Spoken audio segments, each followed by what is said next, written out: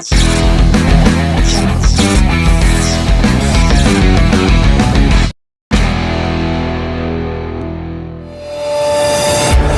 back straightaway, into turn number 3, thick thin, still 3 wide, Brandon Feeney, high, wide, and handsome. He's going to go to the outside and get past Camillo. I don't mean to be two birds and bees with you folks, but this is how cautions are born.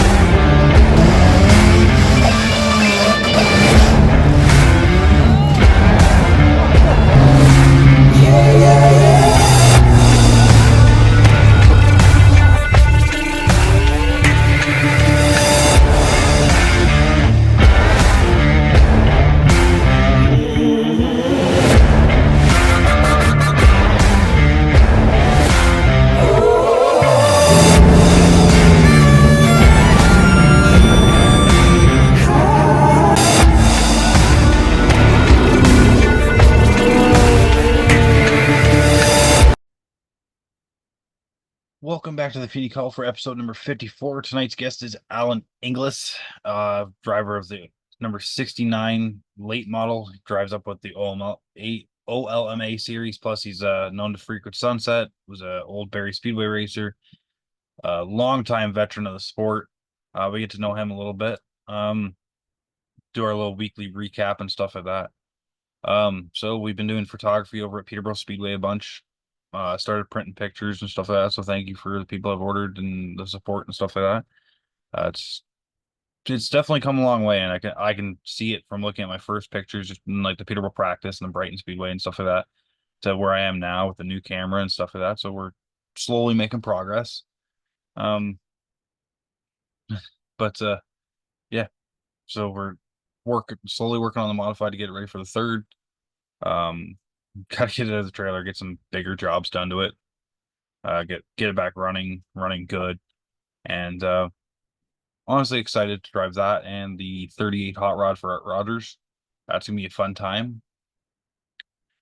But yeah, and then we're going to be going on the 27th of July. We have rebooked the charity event at Sauble with the CGC crew. So if you are supporting that, I hope you're still supporting that. And hopefully we do well. I haven't driven one of those Hondas ever, and I've never driven Sauble. All right. Also, we've got the Feeney Call Ladies of Motorsports Month hats in stock. I've got, I think, 48 ordered. $10 per hat's going into a prize pool where one of these 5 women appearing in the month are going to walk away with it for whoever's got the most views.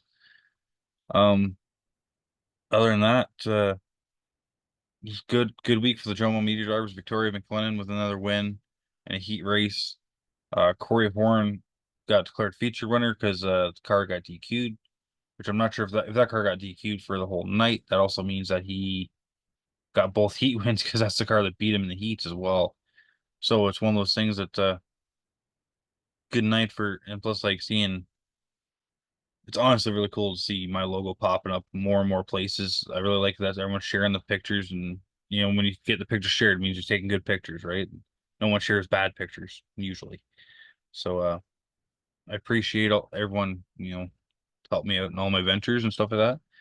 And biggest way you can help is like, subscribe to the videos and stuff like that. Share them to your friends. The more this grows, the more I'm able to do cool stuff like photos, or maybe I can get bigger drivers on to help promote. Like if I can have a bigger driver like once every few months, it actually brings more viewers from like outside of our normal viewership to help our smaller town drivers get the like crossover views and stuff like that. So but either way, I hope you enjoyed today's podcast, and I'm not going to delay you any longer, and we're going to bring on our guest, Allan Inglis. Welcome to this week's episode of the Feeney Call podcast. We got Allan Inglis from the Ontario Late Model Association. Plus, you ran some races at Sunset Speedway for the last few years. How are you doing tonight? Good. Thanks for having me. I'm looking forward to this. It sounds like a lot of fun. We try to have fun. It's all about exposing what, like, how we talk about in the pits, and like getting to know like certain drivers like yourself. Like, and also like you're driving in a brand new series that maybe not a lot of people have heard about. No, it's kind of just we seen it one day on the Facebook, and we thought, you know what, we're kind of outclassed at Sunset with our limited, and thought, well, let's go have some fun and see what this is all about. And Mark has done a great job with it. He's marketing it well, and Paul is, definitely at full throttle, is given the track to do it at. So I think this is something that's going to be, big in the future. So do you think it's going to turn into like a tour, or do you think it's going to be like a home series? Like, I think from what I'm hearing, anyways, there's some other tracks that's already contacted them, and we're already up to 12 cars, and we're going to have 4 or 5 out for the next show, more than what we have now. And he does a good job at policing it. And the nice thing about it is we're running on used tires, so our tire budgets are very minimal. so are you guys still running on the EC21 tire, or is it the Hoosier? We're running on both, so That's not bad. Basically, whatever tires you can run at a local home track, like if Peterborough guys have tires or late model guys have, because like most APC guys are running tires 1, 2 nights after practice and they're done, right? yeah. And these are great hand-me-downs for us. Even if you pay $100 for a set, that's nothing compared to what we pay on a normal Saturday night to go out. Yeah, I'd much rather pay $100 for a set than $1,200 for a set, and if realistically at APC, Sunset, Oscar modifieds, if you're not taking full advantage of the tire rolls, you're gonna start falling back, especially on the tracks like Sunset or Peterborough, because like Sunset, you needed to have that grip to get to the ends. Yeah, there isn't a whole lot left there anymore, and yeah, you needed it for it to, Barney, luckily, or Full Throttle, sorry, is one of those tracks that still has an amazing fair amount of grip left. So why don't we learn a little bit more about you? Like, when did you start racing, and like what kind of classes have you gotten through all the years? Started racing when I was 18, 42 years ago, so I might be up there a little bit. Started off in the hobby classes, which was the inline sixes, and then up to the challengers. Then we moved from the challengers. As we progressed through each class and won championships and stuff, then we'd move up to the next one and up to late model. Done a little bit of super late model stuff, some late model stuff on down in the States with Roger Lodgeness from Master Movie Stories. We've done a little bit of everything. So, and did you always like kind of near Sunset, or like is that kind of where you lived, or do you have like other home tracks? Obviously, before going to OMI. Yeah, Sunset's close to us. I'm in Aurelia, so Barrie was our home track forever. Unfortunately, it's not there anymore, but stuff like that happens. But yeah, Sunset is, and if we, we kind of just outclassed, so we had to try to figure out something to do with the car that we had. Yeah. So obviously, you're enjoying the new OMI. You can kind of see a little bit still of the new car behind you. Is that like a full pro late behind you, or is it another limited, or?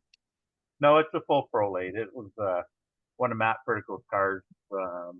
He won a championship with, so we were able to get a smoking deal on it, and we knew that at the end of the season to run Sunset, we couldn't run our limited anymore, and it's the end of the period that they grandfathered us in, and so we had to do something. So So are you looking forward to like shaking that new car down, or like you're still like quite a ways away, or? yeah, our goal was to have it out this summer, but then life got in front of us in summer and all of our stuff we have to do, and getting a couple hours a night in the garage plus trying to keep the other car going. We just didn't have time to do it properly, so we decided to shelf it till into the fall, and then where we can spend some full weekends on it and do it properly.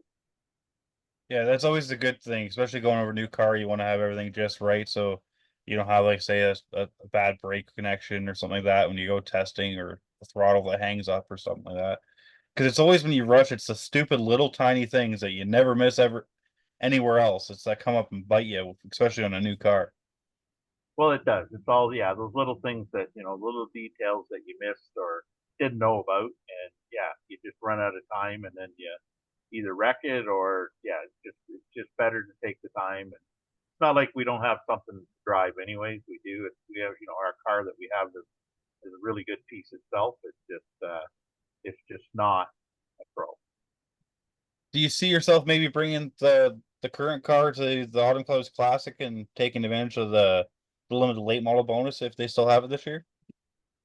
No, no. It's I've went there forever and lost my shirt forever there, and so we, the 167 laps, I think, or whatever they run, doesn't appeal to me, and I think that's just a boring race.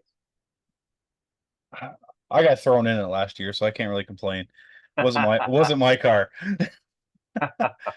But it's one of those weird things that, like, when you drive late models and you're used to 20, 25, 30, or even 50 laps, you know how much you can burn your car up at certain times. But you get thrown into 167 laps, and I always find that, like, I oversave to the halfway break, and then either you're too far behind to make up the distance because you've lost laps or something like that to the extremely fast guys, or you push too hard and your car is just absolutely junk for the second half. Well, that's, yeah. You got one or the other. It's the worst of both evils at that time. But it's really hard to tell. The guys that have a good setup are good at starting, good at the end. So I have a question for you because you've been racing for a long time. You've raced against a bunch of new guys. You've raced against me a few times. Um, what is some advice you can give to new racers starting up, or even somebody that's maybe moving up to like a new class? Say they're jumping up from like mini stock to super stock. Like what's something you could offer to help out? That's a tough question. It's just take your time to learn it. Don't overdrive it when you're starting. Make sure learn the car, learn your guys you're racing with, and take your time and learn the car and learn the track, and then start building yourself up. A lot of guys come out of here gung ho at the start, and they just don't do well. They get frustrated, and they're not around long. So I've always kind of had this philosophy, especially like as bad as this sounds, like it's kind of more towards the younger generation. They come out with and I'm not taking shots at anyone, so they come out with the Superman mentality. They think that they're going to come out there, they're going to dominate, and they're going to win. And sometimes they have a lot of money thrown at their cars and they're doing well. But then they'll take somebody that's, I don't want to say underfunded, but like a veteran that has good piece, good equipment, lots of experience, will come out and just absolutely obliterate them and blow their like whole Superman mentality up. So I've always called it like the Batman versus Superman freaking ego check, because you Yeah, have like the Superman, like, because they think they're Superman, but then you have someone they didn't expect to come beat them, like a JBJ or like a Dwayne Baker, because like Dwayne Baker is like one of those guys at Sunsets that comes out of nowhere. yeah, he does. He just, yeah, you'd be thinking, geez, he's not running too good tonight, and then there he is at the front. Yeah. Guys like the older guys too, younger guys, I think lack respect for people that are around for a while. Even now at my age, I hear it from them, and it's like, oh man, what are you doing? Or and it's like, we should probably compare resumes sometimes for racing and before you start talking, right? But Dwayne is one of those guys. There's lots of them out there, the older guys that you can run door to door, lap after lap, and not even touch. And I don't see that happening with a lot of young guys anymore. And another thing I find out, like, and like I said, it's not always just young guys. Sometimes you have other people that don't really pay much attention either. But don't know why they did that. Oop, hold on. There we go. Sorry, my screen just did funny things. But yeah, so you, like, if you get into somebody accidentally, whether it's you accidentally drive it in too hard, you get up into his door, or you get loose, you come down into him, something like that. People don't have, I don't know whether it's the courage or just the respect to go and be like, hey, I screwed up. I'm sorry, I didn't mean to hit you. Even if it's minor and insignificant, they just go, oh, it's racing. And they don't go talk to the driver. But they don't understand like that respect goes a long way of just saying, hey, I screwed up. And then say if I do it to you, then I walk over to you, be like, hey, I screwed up, freaking I'm sorry I hit your door, like cost you money on your app and stuff like that. A lot of guys will take that as a thank you. You owned up to it, and that's good. But I just find that I don't know if it's too much like the NASCAR's ruined things of where it's just dump and go thing, or if people are still, I don't know. What do you think? I think you're true in what you said there. You know, I know over many years is something happened and you're mad as heck on the track, but give it 15, 20 minutes in the track and you're talking in the pits and you were talking it out, sorting it out, and that's where it was all left. You don't see that much right now. You see the odd one at sunset. Young Kendra there, she does that. She kind of shocked me when she came over to apologize one night, and I'm thinking, good for you. At least you knew what happened and you come over and you talked about it, and we're all good. But there's a lot of them. It's just I don't know if it's an entitlement thing that you're in their way and they're entitled to do whatever they want, but you just don't see much of that anymore. Yeah, and this is kind of where I don't know if you've heard of it, but Peterborough Speedway has the gentleman's rule. So say you dive it in too hot, you turn the guy, or the brakes just weren't there, you get loose, whatever. But you turn the guy, instead of both guys going to the back, you can stop at the line, tap your hand on the roof, take full responsibility for the wreck, and that guy gets a spot back. Right? It's kind of like the ultimate sorry of like, hey, I messed up. I know I messed up. He gets a spot. So especially if you're racing for a win, right? So it's Exactly. I've definitely seen that over the years. It's different spots here and there that guys will come up to the start finish line and say, "Hey, that was my fault." Even when if it wasn't a gentleman's rule, they would come up, stop at start finish line, and say, "Hey, that was on me. That wasn't his fault." And there's been cases where I've seen myself or other guys that I've maybe accidentally spun get their spots back. and honestly, that comes back down to I think if all the tracks offered like a gentleman's rule, like yes, and some people won't ever use it, right? Like there will be people that will just drive through you and push you out of the way and stuff like that. They'll never use it because it'll never be their fault. And like I said, I'm not targeting anyone, but we all know at least one or two drivers that do that. And then you always have like, but at the same time, you can have rookies that will learn to treat you like they basically have a mistake clause. Rookies are going to make mistakes. Veteran drivers are going to make mistakes, right? And it's nice to be able to be like, hey, I screwed up. Don't penalize that guy because I made a mistake. Well, exactly, yeah, and that the gentleman rule. I know it's been around for a long time, and I think it's the right thing to do. You're right. We all make mistakes. You get too anxious, you get too hot coming in, and you accidentally do something, and you can't stop it after it's happened. And at least you can go and say, "Hey, that's not his fault. I did it on purpose, so that you're the one to get penalized Exactly. or So, accidentally." well, hey, even if you did it on purpose, you could at least get away and be like, hey, I didn't mean to do that. Because I'm not gonna say people wreck race cars on purpose because I don't condone doing that, but there's definitely been times people have cleared their dashboard on certain incidents. How true? How true? I But would say out of the OML or OLMA up there is, I would say that's probably the most respectful group of drivers that I've run with in a long time. They all talk, they all come around, they all, when we won the feature a couple weeks ago, congratulated. So if we're having a hard time, do you need anything? You don't see a lot of that anymore. I believe right now you're also the points leader in OLMI, aren't you? Yeah, we are. We've been lucky enough to do that so far. So do you have how many more races left are in the OMLA series? Is it 3?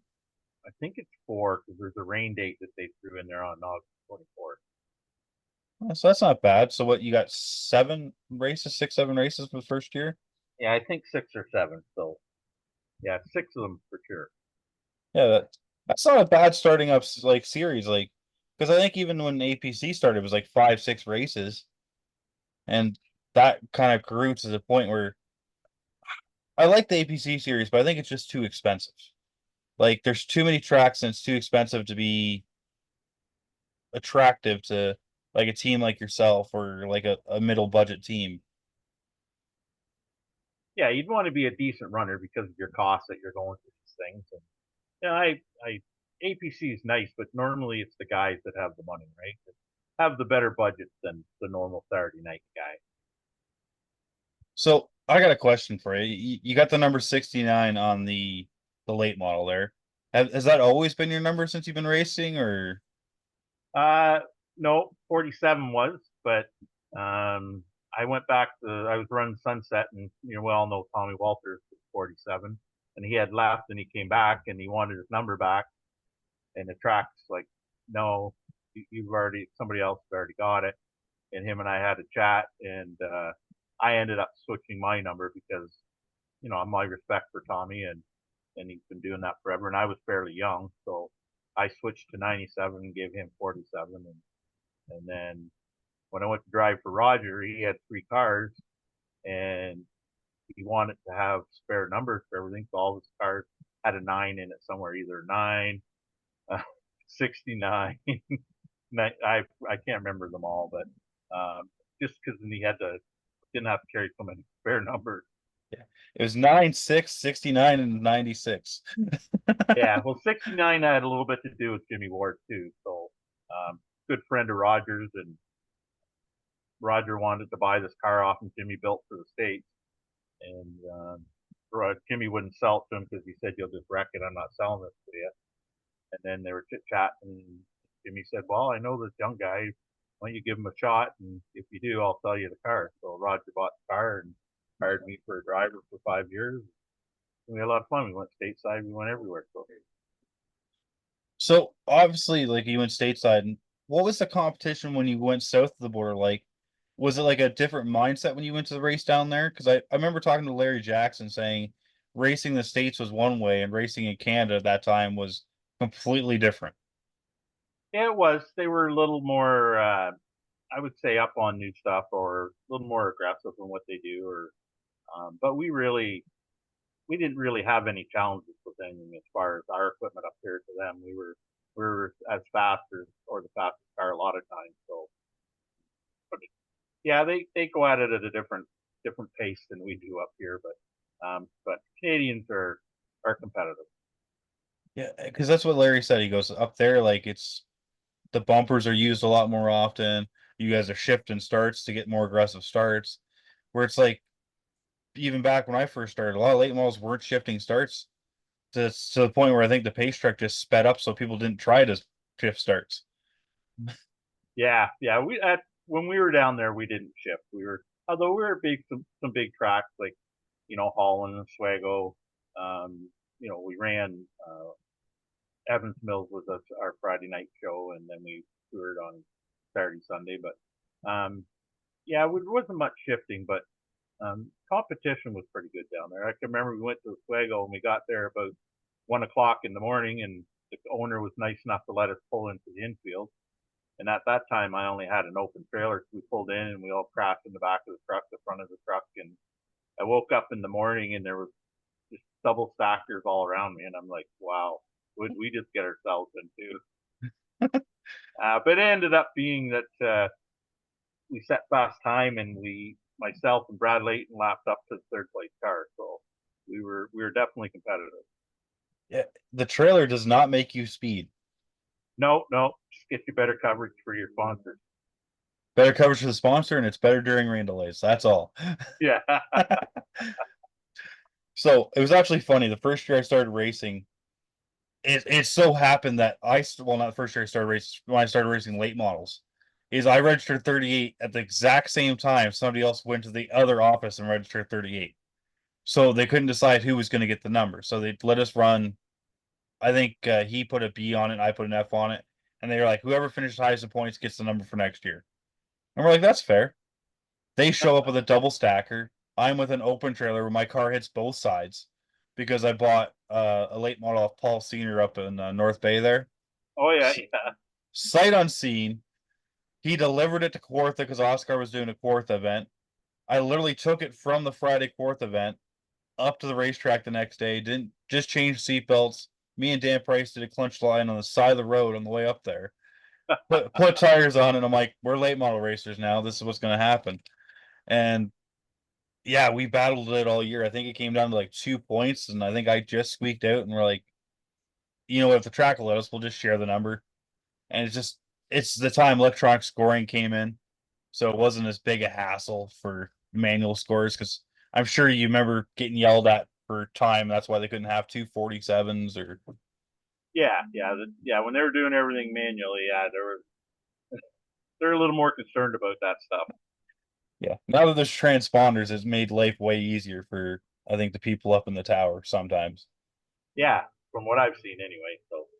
So with technology growing, like when did you first get like one-way radios where they could like talk to you? Is it like Was that like early on in your career? Or has that been like more recent or? Probably back when I went to drive for Rogers, so that would be 2008 or something. He had them, but up to that point, we didn't have them. And there So was even a couple of years at Sunset where we didn't even have rear view mirrors either. well, I think Tommy Walters there only put a rear view mirror in like 2 years ago. I think it was my car that I bought. The super stock was the first time I put a mirror in a car. Oh, was it? I think so, because he says you hate mirrors. He goes, he didn't even like spotters. But that's how old school was. Like, you know what I mean? Like, you, especially like dirt tracks, even if you go there nowadays, there's no mirrors, no spotters. But that's also, I think, where maybe some of the respect is gone because if you drive without spotters or mirrors or stuff like that, if you get to the B pillar, they're supposed to be able to see you, and that's your spot. Like, you've got there. Yeah. Where with spotters, if your headlight decal is beside their taillight decal, you're there. Well, they put you in some pretty tight spots that they shouldn't have, and the driver's just doing as they're told. Yeah. So, yeah, I see that a lot more. Back when we didn't have any mirrors. Steve Slaughter took them out. He said there was too much blocking going on, which rightly so there was. You just knew what was going on around you. You had that sense. You could hear a car. You knew how fast you were pulling by them, to whether you're going to be clear going in the corner. You just knew all that stuff as a driver. You were a lot more aware of what was going on around you. Now I look straight ahead, work on the brake and the gas, and my spotter drives me. So Yeah. You just paying attention to the windshield, picking a lane, and if he says one way inside or outside, then you know where you're going. exactly. So yeah, I don't have to think about that anymore. So I got a fan question for you here. I'm just pulling up that I believe might be one of your family members. I'm not sure because I don't know your family that well. But that she wants to know what is your favorite win to date? Geez, that's a tough one. I've had so many of them. It's not bragging or anything, but we've had quite a few over the years. It's probably my first Canadian 100 at Barrie Speedway. We came from 2 laps down in a 100 lapper, running green, and we ended up winning it. We made up both laps and ended up coming around to win it. So And that's before Lucky Dogs, right? yeah, there was no cautions. It was green the whole 100. We made up both laps and ended up coming around and winning it. So yeah, that'd be like what was it, Bill Elliott that did that at Talladega? Could be. I Yeah. don't really remember, to be honest with you. But you don't hear about many like stories like that on short tracks, like because that's like Barrie wasn't a big passing place either, was it? Like it was a very Pedro style racetrack, hold the bottom and Yeah, we had a good car, and I was all fired up because we were just getting ready to drop the green, and somebody didn't put the gas cap on properly, and I was spraying gas, and they kicked me off the track, and I come flying in, and the guys put the cap back on, and they let me right back out under green, and yeah, I was all fired up, so I just a little bit of adrenaline got me back up there. yeah, being pissed off equals speed every time. It does. Yeah, we had a good car. It was a really good car. It was car I think I built when I was 19, and this thing would go. And that was from Kaylee Lethbridge. I think I pronounced her name right. I think. Yeah, But that's a familiar name. yeah, you might have talked to them once or twice. Yeah, Robbie Sykes might know her. So you've obviously not only are you racing, but you've been helping out guys like Robbie. You've been helping out Clayton Reed get adjusted to his new car. That's when I started talking to you at Peterborough. You're over there helping him. Do you enjoy that as much as you do racing your own car? I do, actually. As I'm getting older here now, I'm starting to enjoy helping the younger guys pass along, the wealth of knowledge that I've learned over the years that to help them out, get them going. They're young; they've got a long way ahead of them, and it's just nice to help out and realize that you have learned something over this period of time. That and do they call you Graybeard? Because I know they both got the big bushy beards, but you just got the small goatee like me. Yeah. No, they don't. They still call me Red. So That's another thing is like when Thunder Cars went to super stocks and then you come see Peterborough where it's mostly like that body Clayton has. Do you enjoy seeing it like that? Like it's kind of like it's like the old school Camaro looking days instead of like the plastic body cars, or do you like the newer stuff for the bodies? No, I like the older ones. To me, that's what they are. They're not the new $4,000 or $5,000 body cars. They're the class has got way too out of hand that way. It should be the older bodies. Yeah, and I think that's why sometimes that class is suffering a bit is because where the chassis is going to in the cars. So, Well, it's kind of like what happened. I want to say it was late 80s, early 90s, where Pro Late got phased out to bring in limited late model to save drivers money because Pro Late model got out of hand, right? And yeah, then we're repeating it by doing the same thing where Pro Late models are back. So we phased out limited late models, which now all of a sudden super stocks are now becoming the new limited late models because they're pretty much there. yeah, they're pretty close. Like, Yeah, I said this to Sunset myself. I'm like, guys don't learn. Like this, I can remember back when we got into it, and Barry and all those guys. I don't know. I think they had three, four, five cars, and they're like, "Okay, this we're losing guys like crazy. We got to dial this class back and get the cost out of it," which they did. And then all of a sudden, the class took off again. But the tracks themselves are just they can't get together and kind of unify back then with the limited to say this is what we're doing. No, no, we want to keep bringing them up, and you can see car counts are down. You can see where they're not as good as they used to be. so we're starting to run down here on time here, there, Al. And I'm going to give you a few moments here to thank your sponsors. And you can tell people where they can find you on social media or any of your websites or stuff like that. Or if you have any merchandise for sale where people can buy them. I'm not advanced to have any of my own sites or anything, but I've had some sponsors over time that have been with me for a long time. Aurelia Metal Fabrication and Aurelia Air, Lisa and Bill. They've supported me a lot over the years, and now they've got Andre, their daughter, in racing and son-in-law, and that's really cool to see the girls that are out racing now. It's that makes me smile when I see them. Wiggins Custom Exhaust in Aurelia Air. Dave has been, I can't tell you how far back, a long, long time. He's always supported us. And AC Customs up here, my son-in-law's grad, he's new to us up here.